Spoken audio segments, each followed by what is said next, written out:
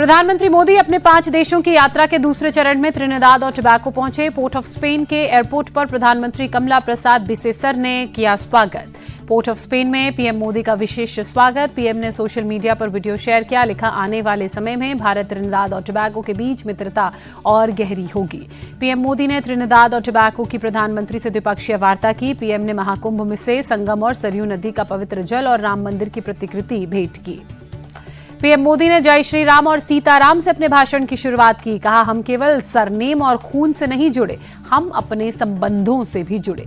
Trinidad और Tobago आने से पहले पीएम मोदी ने घाना की संसद को संबोधित किया। कहा, भारत लोकतंत्र की जननी है। लोकतंत्र हमारे लिए सिस्टम नहीं, संस्कार है। घाना की संसद से पीएम मोदी ने 2047 तक विकसित भारत के लक्ष्य की याद दिलाई। कहा, हमारा मंत्र सबका साथ, सबका विकास है। बिहार विधानसभा चुनाव से पहले ओवैसी की पार्टी एआईएमआईएम की बड़ी पहल। बिहार एआईएमआईएम अध्यक्ष अख्तरुल ईमान ने आरजेडी चीफ लालू प्रसाद यादव को लिखी चिट्ठी, महागठबंधन में शामिल करने की अपील की।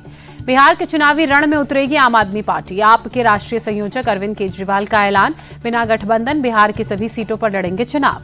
केजरीवाल के बिहार चुनाव लड़ने के ऐलान पर बीजेपी प्रवक्ता अजय आलोक का तंज। बिहारियों और पूर्वांचलियों ने इन्हें दिल्ली से भगाया, फिर भी इनका मन नहीं भरा। बिहार में आम आदमी पार्टी के आने से महागठबंधन को कोई नुकसान नहीं। कांग्रेस तारिक अनवर ने कहा, बिहार में उसका कोई जनाधार ही नहीं। जनसुराज के चीफ प्रशांत किशोर का चुनाव आयोग से सवाल पूछा, वोटर लिस्ट रिवीजन क्यों जरूरी? इस फैसले से 15 से 20% लोगों के नाम वोटर लिस्ट से कट जाएंगे। तेजस्वी यादव पर भी प्रशांत किशोर ने हमला बोला। कहा, जनता उनके झूठे वादों में नहीं आने वाली। चिराग पासवान ने चुनाव आयोग पर सवाल खड़े करने को लेकर विपक्ष पर साधा निशाना। कहा, अब इन लोगों को अपनी हार छिपाने के लिए चुनाव आयोग का बहाना मिल गया। चिराग पासवान ने विपक्ष को बताया मुद्दा विहीन। कहा, अगर इन्हें इतनी चिंता है तो तथ्य दिखाकर आरोप साबित करें। आजमगढ़ में सपा चीफ अखिलेश यादव का विरोध। ब्राह्मण परिवारों ने अपने घरों पर लगाया काला झंडा। आजमगढ़ में अखिलेश यादव की सुरक्षा में चूक। सपा प्रमुख के पहुंचने से पहले ही युवक मंच पर पहुंचने की कोशिश में था। सुरक्षा घेरा तोड़कर स्टेज के करीब तक पहुंचा। अखिलेश यादव ने बिहार में वोटर लिस्ट रिवीजन को लेकर आगाह कर कहा, बीजेपी चुनाव आयोग से मिलकर वोटरों के नाम काटने की साजिश रच रही है।